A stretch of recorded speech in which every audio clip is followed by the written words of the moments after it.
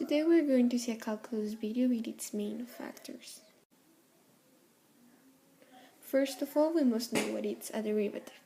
This term can be found in many areas, like in economics or in finances, but in mathematics, the derivative of a function of a real variable measures the sensitivity to change of the function, that is the output value, with respect to a change in its argument, that is the input value. Derivatives are a fundamental tool of calculus. A more specified mathematics definition is this one that we have in here. And in order for it to be clear, we just know that f of x equals to this, which only means the slope of the line, which is y2 minus y1 over x2 minus y minus x2 equals the derivative, which is this sign we have in here, equals to finally this equation, which can be explained only by saying that it interprets the measure of the instantaneous rate of change of a line. So basically this just tells us the steepness of a graph at a point, measured by the function of a point in that same graph. One of the most important things for derivatives is the first principle that refers to using algebra to find a general expression for the slope of a curve. It is also known as the delta method. From this comes the rules of differentiation that derive from the power rule. The most important are those of the line, which means that the derivative of x squared equals to 2x. The derivative of a constant function equals to 0. The derivative of x equals 1 in exponential. The derivative of exponential to the power of x equals to the exponential to the power of x in logarithms. Log natural of x equals to 1 over x, and in trigonometry, the derivative of sin of x equals to cos of x, and the derivative of cos of x equals to minus sin of x. Most of the common examples from derivatives can be seen in here. So in the first one we have the derivative of cf of x equals to the cf derivative of x. In the second example we have the derivative of f of x plus g of x equals to derivative of f x plus the derivative of g x. And in the third, when y equals to f of x, then the derivative, the slope will be derivative of fx. From this we can find two important rules in calculus. One is the product rule and the other is the quotient rule. And the product rule consists when there are two constants that are being multiplied. So in this example we have derivative of f of x times derivative of g of x.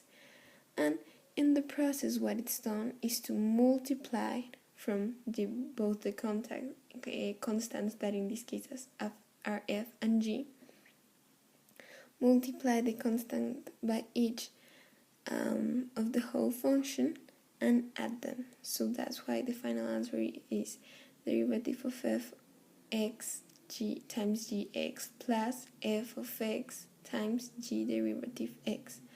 And the quotient rule is when the two functions are being divided, and it consists of first multiplying by f and g both of the functions, and then subtracting these multiplications and dividing by the denominator being squared. So that's why the answer gives us derivative of f x times g of x minus f of x times g derivative x divided g squared x. Now we have something new in calculus, and are the different types of lines.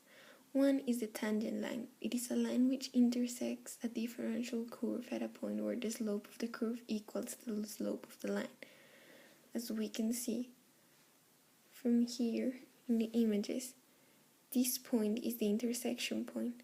but the line will never reach any point within the function. So that's why we can see here in the circle that the line could go on for infinity, but it will never touch again the graph. And the normal line is perpendicular to the tangent line or point y of the graph. As we can see here is the tangent line that if we do zoom, it only touches the parabola once. Meanwhile, the normal line is perpendicular to this point and touches the graph twice since it is a parabola.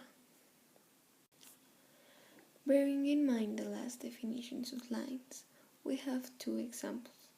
The first one says, if the function is f of x, what is the slope of the tangent at point x equals to a? And here the easier thing would be to draw the line and show the parabola and then show the tangent of the function of the parabola. And there we could only see and input the values, but without drawing the function, we would just know that the slope equals to the derivative. So that's why the answer is derivative of fa.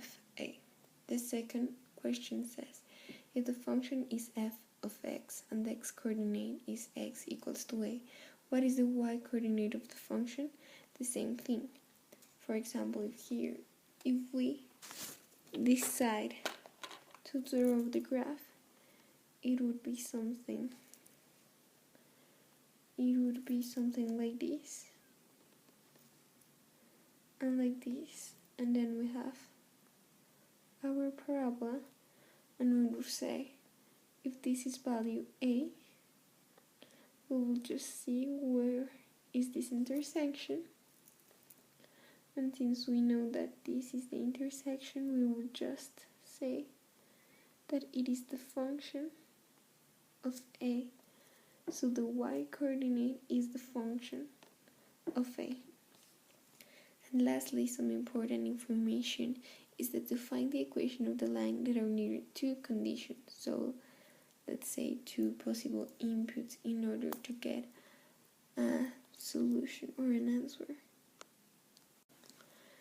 Now we have what is called the maximum and the minimum values. A function f of x has a relative maximum value at x equals a if f of a is greater than any value immediately preceding or following. It is called a relative maximum because other values of the function may be in fact greater. A function f of x has a relative minimum value at x equals b if f of b is less than any value immediately preceding or following. The same thing happens due to that it is called relative. The value of the function, the value of y, at either a maximum or a minimum is called an extreme value. A parabola can only have a maximum or minimum value. Meanwhile, a cubic function can have both. As we can see from this graph, this would be the global maximum, and this will be the global minimum of the graph. And the local maximum will be the derivative of f of x equals 0. The same thing happens in here. Lastly, we have the last rule that has not been seen, and it is called the chain rule. It exists for differentiating a function of another function. So, when we do not know the difference among them. In order to do this, we can see that there is a formula which can be seen in here down. This is the formula. So, we are given this, and we need to find the derivative of y and the derivative of x. So first we substitute u in the g of x, so in order to have this, and it makes it look this more simpler, and then we just replace the values within here. In here we have the example that says that we need to differentiate y equals to cos x squared. So we change u in x squared, so we have that y equals cos u, and then we just resolve it by using the formula that was given before. So now we've got this value. We've got this value because x squared is just 2x. And then we have just, and we know that the derivative of cos equals to minus sin of u. And then we just use the formula and multiply. So we would have minus sin of u times 2x. And it will just give us minus 2x of sin x